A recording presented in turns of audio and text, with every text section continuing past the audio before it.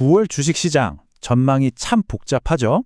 희망적인 이야기도 있고 또 걱정스러운 이야기도 있고요. 오늘 이 복잡한 실타래를 저와 함께 시원하게 한번 풀어보시죠. 네, 오늘 우리가 살펴볼 내용인데요. 먼저 9월의 저주라고 불리는 이 현상에 대해 알아보고, 그럼에도 불구하고 왜 금리 인하라는 강력한 치트키가 있는지, 또 경기 침체 가능성은 어떤지 살펴보겠습니다. 그리고 9월에 숨어있는 의외의 위험 요소들과 마지막으로 우리가 꼭 주목해야 할 관전 포인트까지 차근차근 짚어드릴게요. 자, 그럼 첫 번째 섹션부터 시작해 볼까요? 9월의 저주. 이 말 들어보신 분들 많을 거예요. 아니, 도대체 왜 투자자들은 유독 9월만 되면 이렇게 긴장하고 두려워하는 걸까요? 네, 정말 궁금한 질문이죠. 그 해답은요, 무려 100년 가까이 쌓인 시장 데이터 속에 숨어 있습니다. 한번 보시죠. 바로 이 숫자, 마이너스 1.1%. 이게 그냥 단순한 숫자가 아닙니다. 1928년부터 지금까지 거의 100년 동안 S&P 500 데이터를 쫙 놓고 봤을 때 9월이 연중 수익률이 가장 나빴던, 그러니까 꼴찌였던 달이라는 뜻이에요. 정말 지독한 징크스죠. 그런데 말이죠. 이런 암울한 역사에도 불구하고 많은 분석가들이 이번 9월은 다를 거야 라고 이야기하고 있습니다. 왜냐? 시장에 아주 강력한 치트키가 등장했기 때문이죠. 바로 나쁜 게 좋은 거다라는 좀 역설적인 상황 때문입니다. 이게 무슨 말이냐면요. 예를 들어 고용지표가 안 좋게 나왔다. 이건 경제에 분명 나쁜 소식이잖아요. 근데 시장은 이걸 보고 경제가 식어가니까 연준이 꼭 금리를 내리겠구나 하면서 오히려 환호하는 거죠. 자, 이 그래프를 보시면 투자자들이 왜 그렇게 금리 인하를 기다리는지 한눈에 알 수 있습니다. 보세요.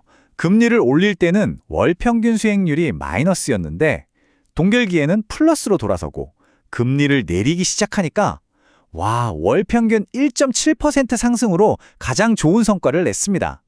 이래서 다들 금리 인하 하는 거죠. 여기서 골드만삭스가 더 깊게 파고든 분석이 있는데요. 이게 또 아주 흥미롭습니다.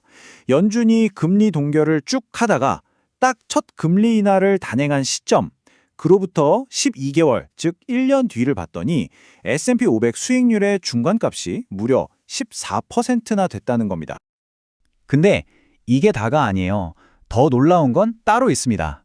이런 시나리오에서 시장이 상승으로 끝날 확률이 몇 %였을까요? 자그마치 88%였습니다. 이건 거의 이기는 게임에 가깝다는 얘기죠. 정말 압도적이지 않나요? 자, 그런데 말입니다. 이렇게 강력해 보이는 치트키에도 치명적인 약점이 하나 있습니다. 이 치트키가 제대로 작동하려면 반드시 충족되어야 하는 단 하나의 조건, 바로 경기 침체가 오면 안 된다는 겁니다.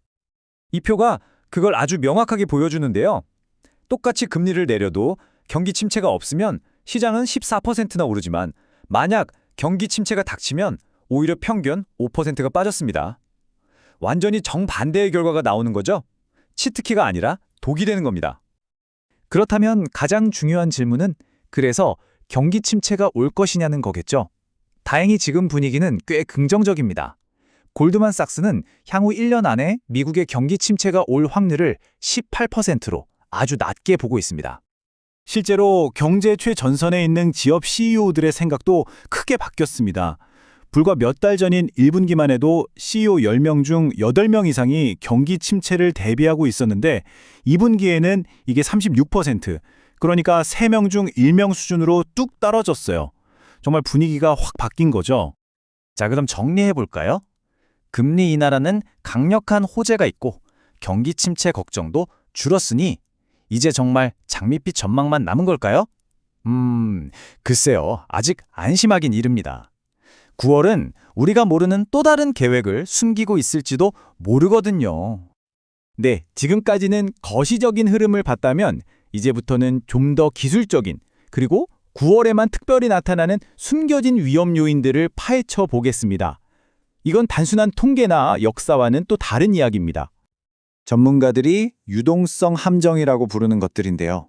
쉽게 말해 시장에 돈이 마를 수 있다는 경고입니다. 첫째, 기업들이 자기 회사 주식을 사주는 자사주 매입이 금지되는 기간이 있고요. 둘째, 기업들이 세금을 내기 위해 주식을 팔 수도 있습니다. 마지막으로 개인이나 기관 투자자들의 매수세도 약해질 수 있다는 분석이 나옵니다. 그런데 이 타임라인을 한번 보세요. 정말 흥미로운 지점이 보입니다. 9월 초에는 금리 인하 기대감으로 시장이 좋다가 딱 9월 15일 이날을 기점으로 자사주 매입도 막히고 세금도 내야 하는, 그러니까 시장을 떠받치던 돈줄 두 개가 동시에 딱 끊길 수 있다는 겁니다. 이때부터 변동성이 커질 수 있다는 경고죠. 자, 이처럼 희망과 공포가 정말 팽팽하게 줄다리기를 하고 있는 상황입니다. 그럼 우리 투자자들은 도대체 뭘 보고 판단해야 할까요? 지금부터 9월에 꼭 챙겨봐야 할 핵심 관전 포인트를 짚어드리겠습니다. 표에서 보시는 것처럼 중요한 이벤트들이 줄줄이 있는데요. 그 중에서도 가장 중요한 건 역시 10일과 11일에 나오는 물가 지표입니다. 이 생산자 물가랑 소비자 물가 숫자가 어떻게 나오느냐에 따라 17일에 있을 연준의 금리 결정, 바로 그 메인 이벤트의 항방이 갈릴 겁니다. 그리고 19일 옵션 만기일도 변동성을 키울 수 있는 날이니 기억해 두셔야겠습니다. 결국 이 모든 이야기를 한 문장으로 요약하면 이렇습니다. 시장은 한쪽에서는 연준의 금리 인하라는 아주 강력한 힘이 끌어당기고 있고, 다른 한쪽에서는 9월 징크스라는 역사와 기술적인 부담감이 발목을 잡고 있는 그야말로 팽팽한 줄다리기 한가운데에 서 있다는 거죠. 과연 연준이 선물한 이 강력한 치트키는 지긋지긋한 9월의 저주를 깨트릴 수 있을까요?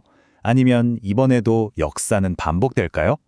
바로 이 질문에 대한 답을 찾아가는 과정이 이번 9월 시장의 가장 흥미진진한 관전 포인트가 될 겁니다.